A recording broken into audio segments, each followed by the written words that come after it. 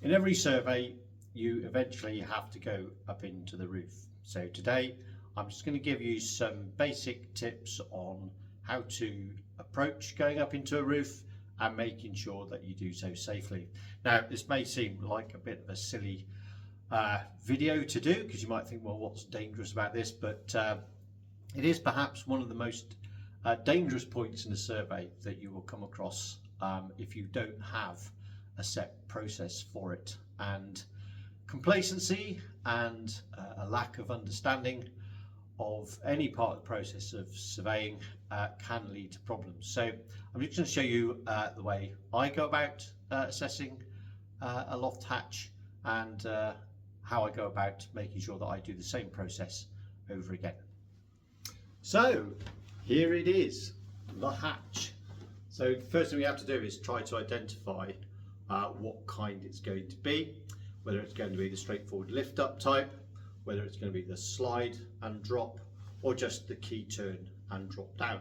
So of course, one of the first things we've got to do is try and find the hook. Now this one doesn't have any key or any hook, so I'm guessing it doesn't have one. But if you were to look for the hook, the best places to look for it are the spare bedroom, in the cupboard, or in behind the bathroom door, or sometimes in the airing cupboard. I've looked in all those places and there isn't one. So I'm going to have to put the ladder up first and see if I can get this lifted. So part of my first approach is to check out where any hazards might be, and most loft hatches are in the hallway, and so that generally means that we have a staircase, and lo and behold, here is the said staircase. So we need to make sure that we steer well clear of that. I don't have an option at this stage to rest the ladder against the staircase, because I'm going to have to lift the hatch first. So I'm going to have to be very, very careful at this point to make sure that I only lift the hatch or extend my ladders enough just to lift the hatch to get me in there. But first of all, I need to make sure I've got the right PPE. So let's take a look at that. The PPE I wear in nearly all the roofs I go into, first of all, is to protect my head. I have a little bump cap. I find the hard hats are too much, they're too cumbersome. This little device is a little bit like a cyclist helmet, and this has got me out of all sorts of scrapes. Now you might be saying, it's a bit over the top, isn't it, for going up into basically a modern loft? Well, yeah, it may well be, but we go up into a lot of lofts, and it's a case where we could bang our heads quite badly, and that could lead to concussion, and so then I would be in quite serious trouble. So I tend to find that by wearing this, that eliminates that sort of risk. I also have a pair of sight gloves, which I put on. I like the rubber inners, quite lightweight, to keep the fingers nice and dexterous. I'll drop that so that I can work equipment. So that's very handy. And then a standard sight mask. And again, we need to remember that we go into lofts a lot, and so therefore our lungs can pick up an awful lot of debris in our careers, and so we need to make sure that we've got some protection. And so by putting on the dust mask, we've got that. If you've got glasses on, it's best to put them over the front of the nose piece there. Now I have a side pouch which I use, which means that I can keep all my equipment and everything in that, so I don't have to hold on to everything whilst I'm going up the ladder or going up into the loft. So that stays nice and safe in a side pouch. And then I also have my camera ready just in case I need it. Now some people use mobile phones, and that's great, but if you have to keep taking your mobile phone in and out of your pocket whilst you're up in the loft, that can be a bit of a bother. So by having the camera just by your side like that, that can mean you're all ready. Now again, you may say this is all a bit over the top for one loft, but again, by having a process and by having a system, you make sure that you stay safe. So now what we're going to do is we're going to lift up the ladder and see if we can raise the first section of the loft. Okay, so back at the loft hatch now. I've got my PPE on. I've taken my dust mask off just for the purposes of the video, but I've still got my hard hat on because we don't know what's above our heads.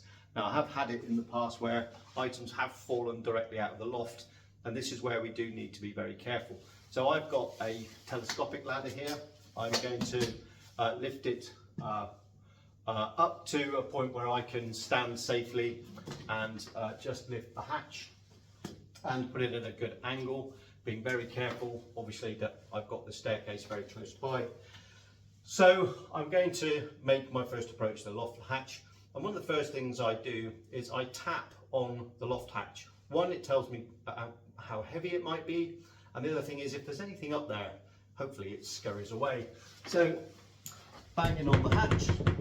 This is the lift off type, so a nice clean push evenly on the loft hatch, and then push it away from you just to check that it hasn't got a hinge and anything on it. This one's going to be a bit awkward, as they sometimes are, and so I'm going to push it to one side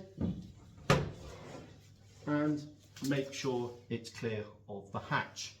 We can then pick up our torch from the pouch and just check up into the loft. Now, the reason I'm doing that is to check that it is as I think it is, and again to make sure if there's anything up there, it's not going to take me by surprise. And trust me, that has happened in the past. So the next thing now to do is to extend the ladder and then go up into the loft. Okay, now having decided that I need to go up into the loft, I'm going to turn my ladder around now so that I'm parallel, or at least over, putting the ladder in the way of the staircase, so that if anything falls, I'm protected by the ladder itself. And I'm going to make sure that it's well sighted in the ground and lift it up as high as I can on its extensions. Now, don't be tempted to just put the ladder up just enough to get you up into the loft. You need to extend it as high as you can, because you need as much reach as you can get up into the loft before you go any further. So that now I'm going to go up into the roof space and do my inspections. So I'll see you up there.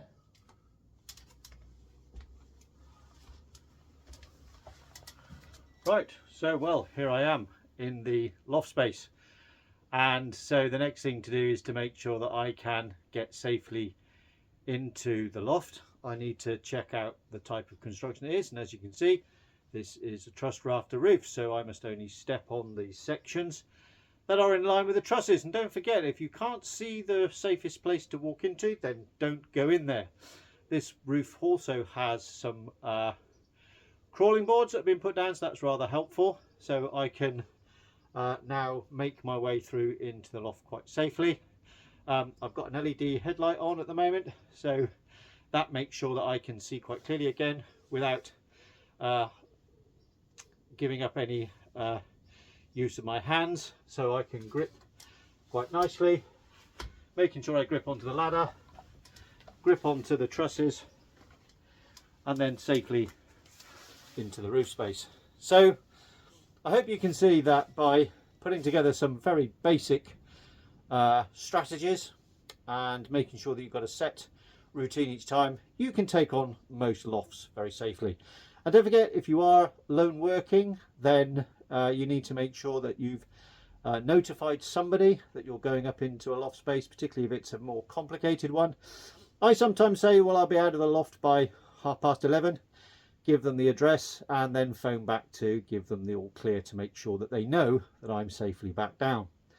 So I hope you've enjoyed that video. If you've enjoyed it, then please like and subscribe below, and to check out any other videos on the YouTube website. Okay, good luck in your loft work.